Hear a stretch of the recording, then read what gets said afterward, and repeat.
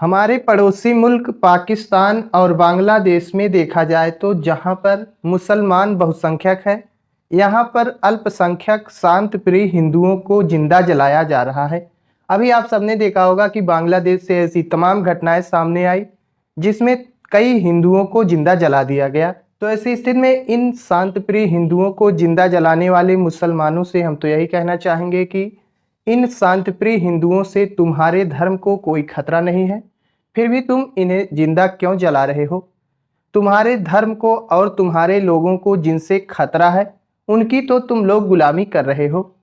जिस अमेरिका के इशारे पर इजराइल ने लाखों मुसलमानों का नरसंहार कर दिया, उस अमेरिका का देखा जाए तो दुनिया के सभी मुसलमान गुलामी कर रहे हैं।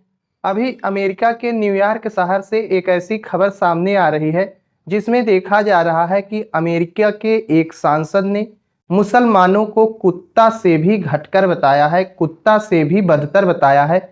उसने कहा कि अगर हमें कुत्ता और मुसलमान में से किसी एक का चुनाव करना हो तो हम कुत्ता को ज़्यादा वैल्यू देंगे मुसलमान की तुलना में। उसने मुसलमानों से ज़्यादा अच्छा कुत्ते को बताया है।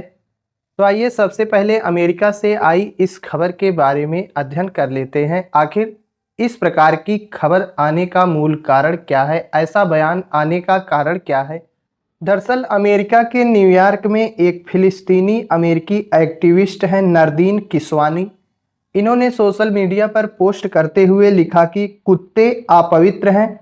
ऐसे समय में जब न्यूयॉर्क इस्लाम की ओर बढ़ रहा है, कुत्तों को घर के अंदर नहीं रखना चाहिए, इन्हें बैन कर देना चाहिए।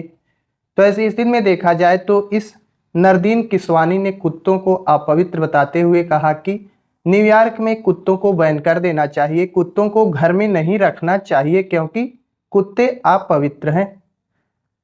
नरदीन किस्वानी के इस पोस्ट के जवाब में रैंडी फाइन ने कहा कि दुनिया में 57 ऐसे देश हैं जहां शरिया कानून लागू है। अगर आप ऐसा चाहती हैं तो आप इन्हीं 57 देशों में से किसी एक देश में चले जाइए, क्योंकि अमेरिका 58वां मुस्लिम देश नहीं बनेगा। रैंडी फाइन ने कहा कि तो ऐसी स्थिति में रैंडी फाइन ने स्पष्ट कर दिया कि अगर आपको न्यूयॉर्क से अमेरिका से दिक्कत है तो दुनिया में जो अन्य मुस्लिम देश है वहां पर चले जाइए।